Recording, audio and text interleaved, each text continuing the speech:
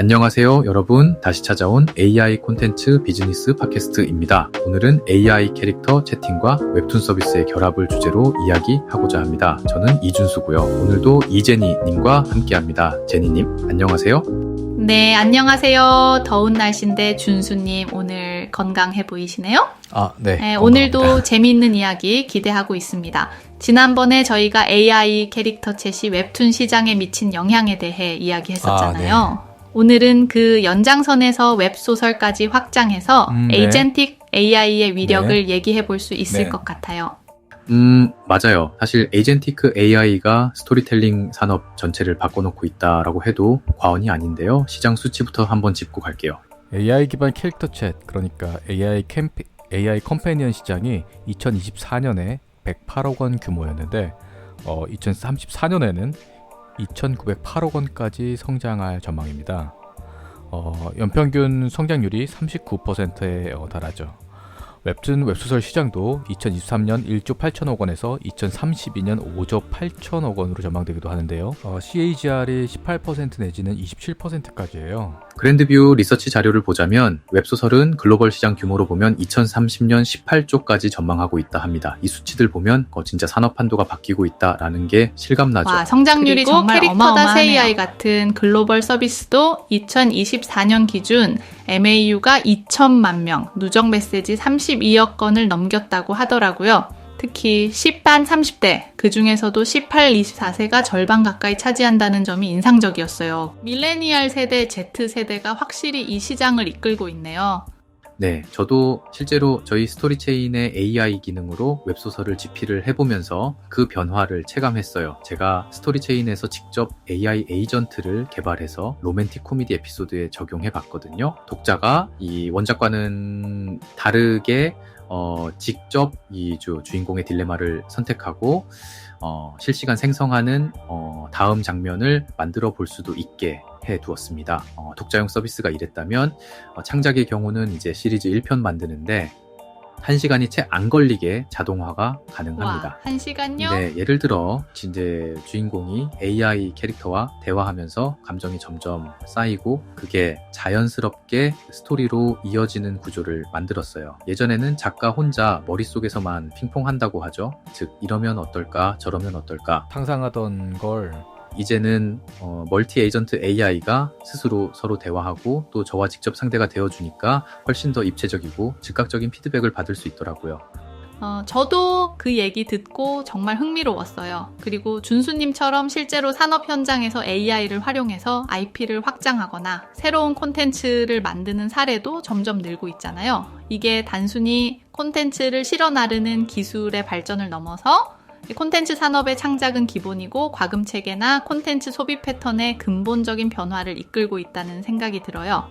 맞아요. 그리고 이 변화가 단순히 숫자만의 문제가 아니라 실제로 우리가 콘텐츠를 소비하고 또 만들어가는 방식 자체를 바꾼다는 점에서 더 의미가 크다고 생각합니다. 아무튼 이런 경험이 앞으로 스토리텔링 방식 자체를 바꿀 거라고 생각해요.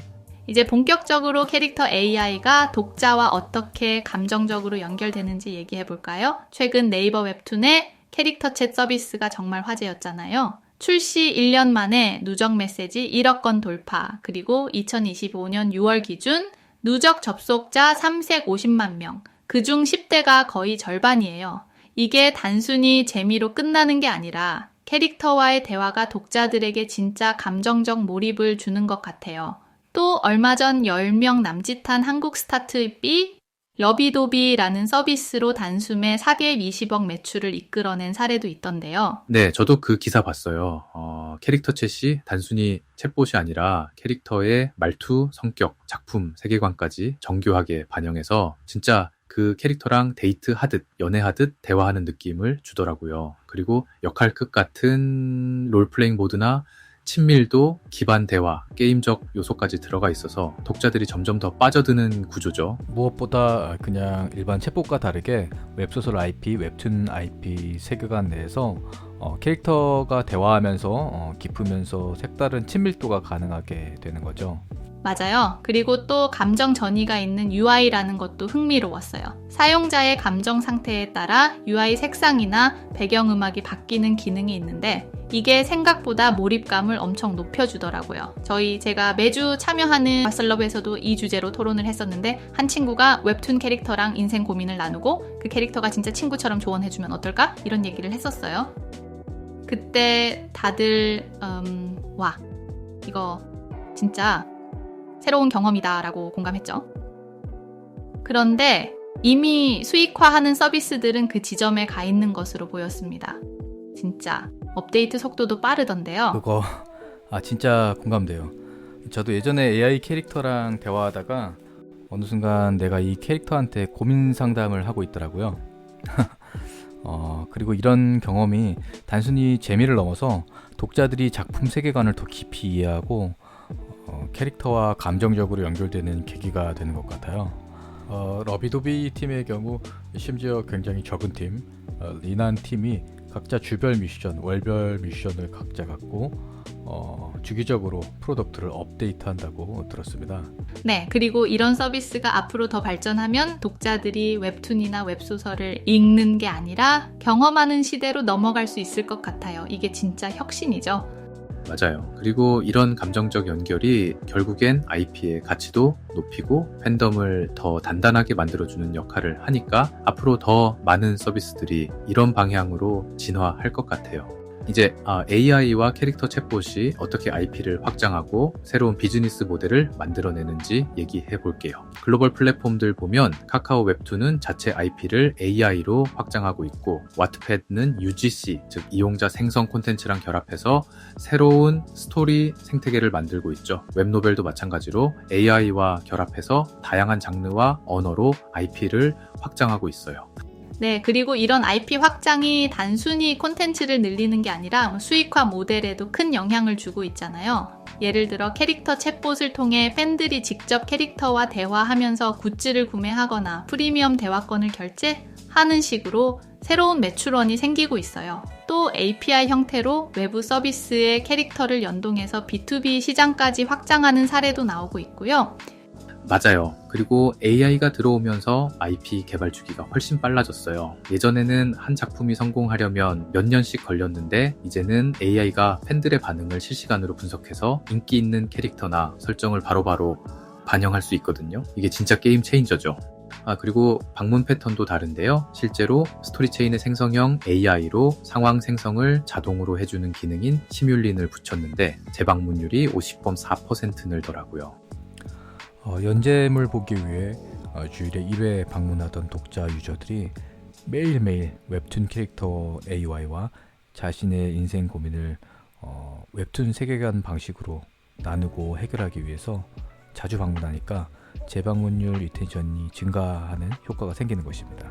주별 활성자 사용자인 WAU가 중요했던 웹툰 연재 비즈니스에서 이제 DAU, 즉 1일 방문자 수치가 올라가게 하는 게 굉장히 중요한 요인이 됐습니다. 웹툰 캐릭터 A가 그 요인을 만들어내는 것이죠.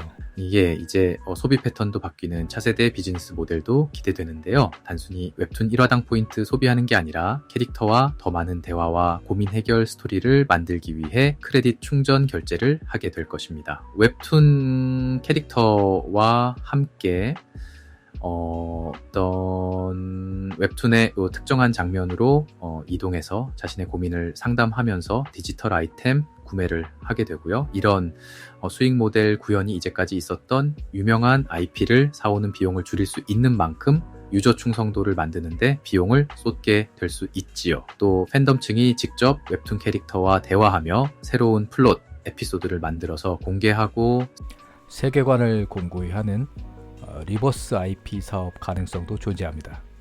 그리고 시장 보고서 보면 앞으로 API 서비스 도입이나 감정전이 UI 같은 기술이 더 고도화되면 IP 확장뿐 아니라 사용자 경험 자체가 완전히 달라질 거라고 하더라고요. 저도 투자 심사하면서 이런 변화가 실제로 비즈니스 모델에 어떻게 반영되는지 지켜보고 있는데 확실히 가능성이 커 보여요. 준수 대표님은 스토리 체인에서는 어떤 전략을 구사할 예정이신지 혹시 여쭤봐도 될까요? 네. 저희 스토리체인은 스토리 엔진이 되려 합니다. 저희는 샘플 서비스를 제공하고 다양하게 콘텐츠 사업에 활용할 수 있는 AI 에이전트 엔진을 A2A, MCP 방식으로 제공해서 미들웨어로 자리매김하는 방향을 선호하고 있습니다. 콘텐츠 기업이 직접 이런 AI 에이전트를 직접 만들고 관리하는 것까지 신경 쓰려면 상당히 피곤한 일이거든요.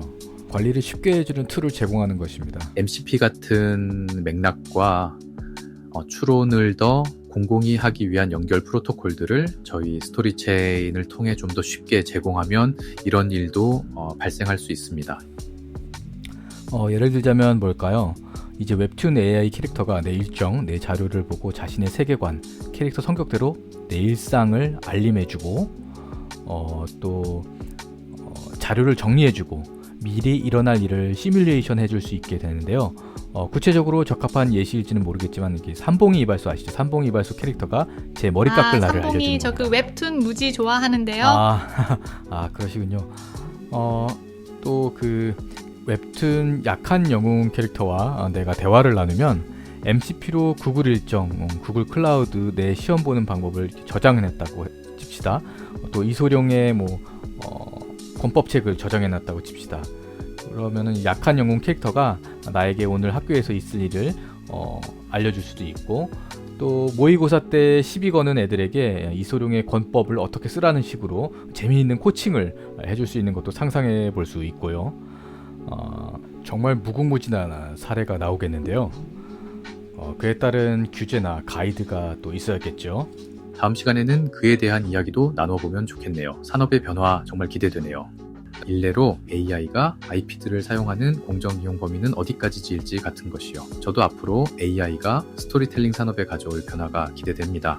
오늘 이야기한 것처럼 AI와 캐릭터 챗봇이 단순한 도구를 넘어서 콘텐츠 산업의 핵심 파트너로 자리 잡고 있다는 게 느껴지네요.